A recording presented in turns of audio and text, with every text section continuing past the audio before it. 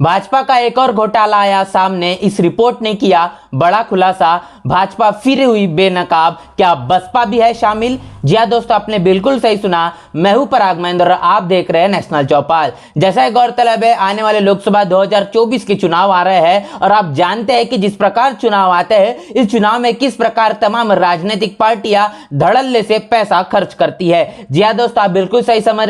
रहे हैं। बता दें, भारतीय जनता पार्टी भारत की एकमात्र एक ऐसी पार्टी है जो कि छोटे से छोटे चुनाव या तमाम बड़े चुनाव के अंदर में जिस तादाद में पैसा खर्च करती है, यह कहीं न कहीं एक कल्पना से परे है। उसी प्रकार बात करेंगे कांग्रेस की या फिर तमाम जो राजनीतिक पार्टियां पूरे देश के अंदर में काम कर रही है, ये तमाम पार्टियों के माध्यम से चुनाव के अंदर में जो पैसा खर्च किया जाता है, जिससे आमजन को खास तौर पर लुभाने का काम कर दिया जाता है, तमाम तरीके से लुभावने वादे किए जाते हैं और इसी के मद्देनजर रखते हुए तमाम तरीके से नोट और वोट वाली जो राजनीति चलती है, यह कहीं न कहीं जग जाहिर है। और ऐसे में देखा जा रहा है कि भारतीय जनता पार्टी की तरफ से एक बार फिर बड़ा खुलासा सामने आया है। एडीआर की रिपोर्ट ने एक खुलासा किया है और इसको लेकर न्यूज 24 ने एक ट्वीट किया है जो कि सोशल मीडिया पर जमकर वायरल हो रहा है। इस वक्त हम सबसे बड़ी खबर आपको बताने जा रहे हैं। न्यूज 24 के माध्यम से जो ट्वीट किया गया है, जो कि कहने के भारतीय जनता पार्टी के लिए यहां पर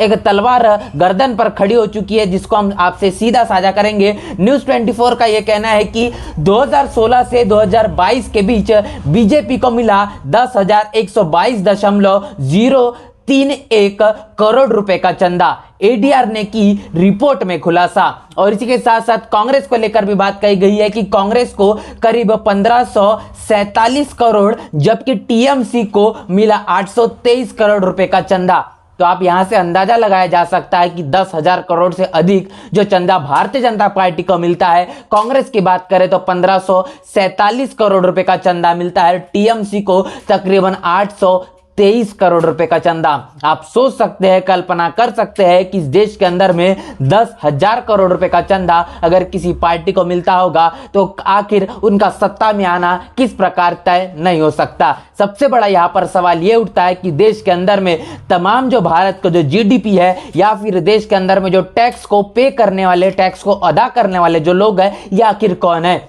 इस देश के अंदर में जो 77% लोग हैं वो कहीं ना कहीं 3% टैक्स देते हैं और बाकी जो इस देश का जो बहुजन समाज कहीं ना कहीं आता है, इसमें एससी एसटी ओबीसी और माइनॉरिटी के तमाम समाज के लोग आते हैं, जो कहीं ना कहीं 20 से 25% जो टैक्स पे करते हैं। तो जिस प्रकार ये बड़ा पैसा भारतीय जनता पार्टी को चंदा के तौर पर जा रहा है, क्या यह वही टैक्स का पैसा है? ये यहां पर गंभीर सवाल खड़ा होता हुआ नजर आ रहा है। और जिस प्रकार एडीआर के माध्यम से जो रिपोर्ट जारी की गई है, इससे आप अंदाजा लगा सकते हैं कि जिस प्रकार भारतीय जनता पार्टी को ये जो पैसा मिल रहा है, इससे भारतीय जनता पार्टी पूरे देश के अंदर में किस प्रकार जो वोट के साथ में नोट की राजनीति करती है। और इस मसले को लेकर लगातार लोगों ने अपनी बड़ी प्रतिक्रिया दी है और इस खबर को लेकर जो लोगों ने अपनी प्रतिक्रिया दी, उस प्रतिक्रिया को भी हम आपसे साझा करेंगे कि बताएंगे कि इस पूरे मसले को लेकर लोगों का आखिर क्या कहना है। यहां पर यूजर लिख रहे हैं कि 10,122 करोड़ रुपया चंदा नहीं, देश बेचने की रकम है। तो यहां पर भारतीय जनता पार्टी को जो चंदा मिल रहा है, ये जो 10,122 करोड़ रुपए है, ये कहने की देश को बेचने की यहां पर रकम है। आखिर ये यूजर ने ये बात क्यों लिखी? इससे आप अंदाजा लगाया जा सकता है तमाम अडानी अंबानी को जो गवर्नमेंट सेक्टर है, सरकारी तमाम जो विभाग है, इसको प्राइवेटाइजेशन मतलब कि निजीकरण के हाथों में दे देना। इससे ये अंदाजा लगाया जा सकता है कि सरकारी क्षेत्रों को निजीकरण कर तमाम जो सरकारी क्षेत्रों के अंदर में जो पैसा दिया जा रहा है और पूरा का जो पूरा अडानी और अंबानी को जो पैसा यहां पर देने का काम जो भारतीय जनता पार्टी को यहां पर सीधा सीधा कहने के अंदरूनी तौर पर मिलता होगा। और इसीलिए भारतीय जनता पार्टी तमाम सरकारी विभागों को बेचने का काम इसीलिए करते हुए यहां पर नजर आ रही है। आगे चलकर यूजर ये लिख रहे हैं कि चंदा बटोरने में चंदा चोरों का कोई मुकाबला नहीं कर सकता। आज तक कोरोना काल में पीएम केयर फंड का किसी को पता नहीं चला, कहा गया सारा पैसा। जी हाँ दोस्तों, आप बिल्कुल बखूबी जानते हैं कि कोरोना काल के अंदर में प्रधानमंत्री मोदी पूरे देश के सामने में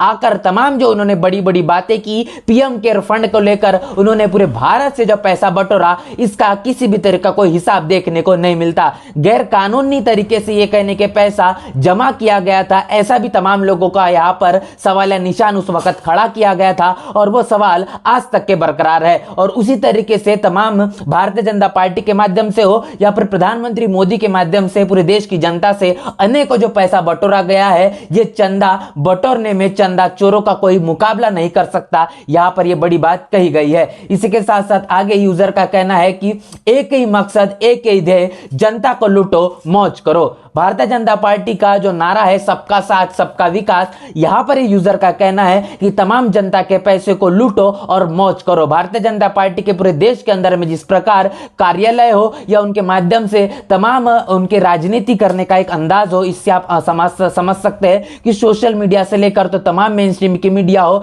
या फिर रोडों रस्तों के अंदर में या फिर तमाम छोटे से छोटे बड़े से बड़े चुनाव के अंदर में जो पैसा खर्च करने का जो तौर तरीका हो, इससे आप अंदाजा लगा सकते हैं कि तमाम देश के जो जनता है इसका पैसा लूटने का और भारतीय जनता पार्टी को किस तरीके से उसके कार्यकर्ता, उसके नेता पूरे देश के अंदर मौज कर सकते हैं, ये बातें लगातार लोग लिख रहे हैं। आगे चलकर यहां पर यूजर लिखते हैं कि नेताओं को अपनी जेब भरने के लिए देश में हिंदू मुस्लिम करना पड़ता है। तो यहां पर जो भारतीय जनता पार्टी सर्वोच्च स्तर पर आकर धर्म और राजनीति, धर्म की जो राजनीति लगातार हिंदू मुस्लिम की करते हुए नजर आ रही है, तमाम जो अहम मुद्दे हैं, रोजगार हो या फिर स्वास्थ्य हो, तमाम तरीके से देश के अंदर में चलने वाले बेरोजगारी के मसले हो, ये बहुत जो महत्वपूर्ण मुद्दे हैं, इनको दरकिनार करते हुए जिस प्रकार हिंदू मुस्लिम से लेकर तो तमाम खासतौर पर सांप्रदायिक माहौल को किस तरीके से भड़काया जाए और धर्म के नाम पर कैसे वोटों को बटोरा जाए, ये भारतीय जनता पार्टी बखूबी जानती है और इसी को लेकर पूरे देश के अंदर पैसा बटोरने का काम लगातार भारतीय जनता पार्टी करती है। ऐसा लोग सवालिया निशान यहां पर खड़े करते हुए नजर आ रहे हैं। आगे चलकर यूजर ये लिखते हैं कि तभी पूरे भारत में खुद की जमीन लेकर कार्यालय स्थापित कर लिए है। जिस प्रकार भारतीय जनता पार्टी को जो 10,000 करोड़ से अधिक जो चंदा यहां पर मिलता हुआ नजर आ रहा है, इससे एक अंदाजा लगाया जा रहा है कि तमाम भारतीय जनता पार्टी हो छोटे छोटे गांव कस्बों के अंदर में भी भारतीय जनता पार्टी के कार्यालय एक बहुत विशाल रूप लेते हुए नजर आ रहे हैं। इससे अंदाजा लगाया जा सकता है कि जिस प्रकार भारतीय जनता पार्टी को जो चंदा मिल रहा है, इसका बखूबी तरीके से उपयोग करने का काम भारतीय जनता पार्टी कर रही है और कैसे उसका इस्तेमाल तमाम चुनाव के अंदर में किया जाए वो भी वो भली भांति जानती है और उसी का पूरा उपयोग भारतीय जनता पार्टी करते हुए नजर आ रही है। आगे चलकर यूजर का यह कहना है कि चंदा बटोरने में भाजपा का मुकाबला नहीं,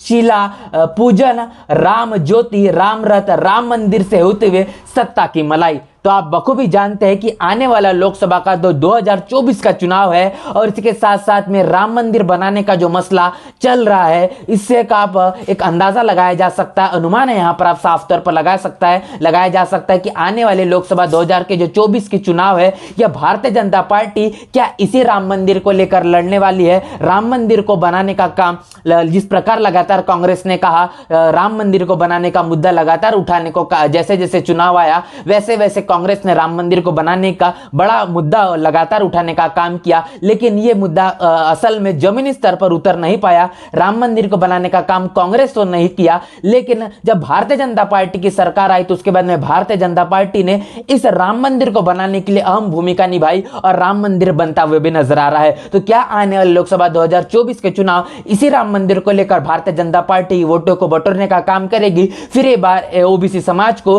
राम मंदिर के नाम पर, हिंदू धर्म के नाम पर, हिंदू मुस्लिम के नाम पर सांप्रदायिक दंगों और मसलों को फिर एक बार खड़ा करने का काम करेगी, सांप्रदायिक माहौल को निर्माण करने का काम करेगी? ये तमाम बड़े सवाल बने हुए हैं और ये सवाल तमाम तरीके से तब साबित होंगे जब लोकसभा 2024 के चुनाव नजदीक आएंगे। और इसी तरीके से सत्ता की मलाई लगातार भारतीय जनता पार्टी जो खाने का काम कर रही है, आने वाले भविष्य के अंदर में क्या फिर एक बार इन तमाम मुद्दों को लेकर भारतीय जनता पार्टी एक बार फिर से सत्ता में बरकरार हो जाएगी या इस देश का जो बहुजन समाज है, SC ST OBC और माइनॉरिटी का जो समाज है, ये अपने हक अधिकार को समझेगा, भारतीय संविधान को समझेगा और इस देश के अंदर में अपने हक अधिकार को बचाए रखने के लिए इस देश के अंदर में जो भारतीय संविधान है इसको अमल में लाने वाली जो तमाम पार्टियां है इसको सत्ता के अंदर में लाएगी। तो इन तमाम खबरों से एक सबसे बड़ी बात निकल कर आ रही है, जिस प्रकार भारतीय जनता पार्टी हो या फिर कांग्रेस हो या फिर TMC हो, तमाम जो बड़ी पार्टियां है ये जिस प्रकार चंदा लेने का काम करती है, तो सवाल यहां पर मैंने यहां जो किया था शुरुआती समय में कि बहुजन समाज पार्टी एक ऐसी पार्टी है